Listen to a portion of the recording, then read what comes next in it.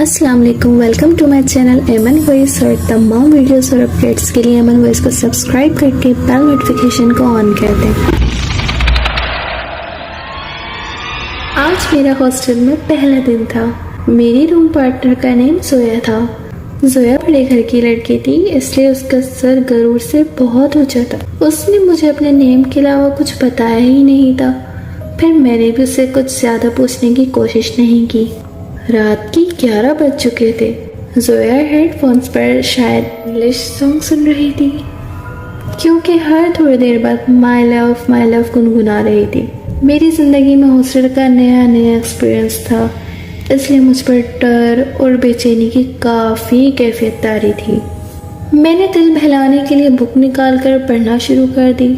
Book पढ़ते पढ़ते पता ही नहीं कब मुझे नींद आ गई। मैं जैसे ही सो गई तो कांच का ग्लास टूटने की आवाज़ से मेरी आँख खुल गई।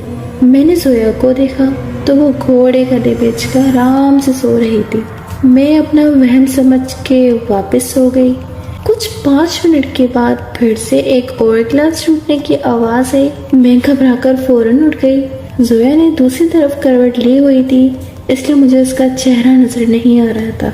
मैं समझ गई थी कि शायद वो मुझे डराने की कोशिश कर रही है, क्योंकि अक्सर हॉस्टल्स में ऐसा होता रहता है। मैंने उसे अपने बेड पर लेटे लेटे ही आवाज़ दी, जोया जोया।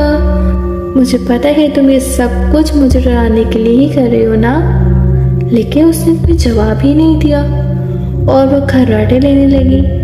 मुझे इस बात का अंदाज़ा था कि हॉस्टल में ये सब कुछ तो मेरे साथ होना ही था, क्योंकि अक्सर मेरे दोस्तों के साथ भी इस तरह के वाक़यात हो चुके हैं। हॉस्टल्स में ऐसा मजाक होते ही रहते हैं, तो मुझे इस बात का भी काफ़ी डर था। मैंने सोचा कि मैं जानबूझकर आंखें बंद कर लेटी हूँ और अब जैसे ही ग्लास टूटने की आवाज़ आएगी तो जोया को रंगे हाथ पकड़ लूँगी। 10 मिनट बाद फिर आवाज़ आई तो मैंने डायरेक्ट आके खोल कर देखा और जोया को देखा तो वहाँ सोई हुई थी, जैसे काफ़ी देर से सो रही हो। मैं समझ गई थी कि ये जोया नहीं, कोई और ही मामला है। मैं हिम्मत करके खड़ी हुई और कमरे में टूटे हुए ग्लास ढूंढने लगी, लेकिन मुझे एक ग्लास तक भी नहीं मिला। मेरे खौफ और परेशानी बढ़ते जा रहे थे। मैं गिलास ढूंढते ढूंढते जैसे ही कमरे में मौजूद आईने के करीब पहुंची तो एक फिर गिलास टूटने की आवाज़ आई। मैं तो डरकर उछली पड़ी।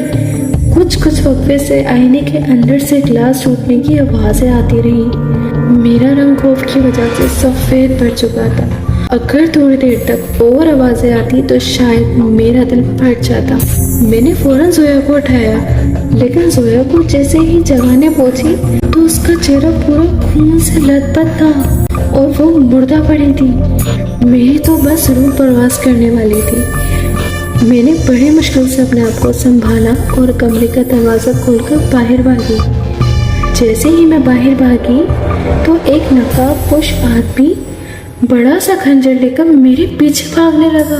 मेरा नाम पुकारने लगा, सीमा सीमा रुक जाओ, मेरी बात सुनो। अगले ही लम्हे अचानक से मंजर बदल जाता है और जोया मुझे जगा रही होती है। सीमा उठ जाओ, क्लास का टाइम हो रहा है, सिर्फ 10 मिनट रहते हैं यार, उठ जाओ। मैं उठी और मैंने जोया को गले से लगाकर उसके सीने से लगकर रोने लगी।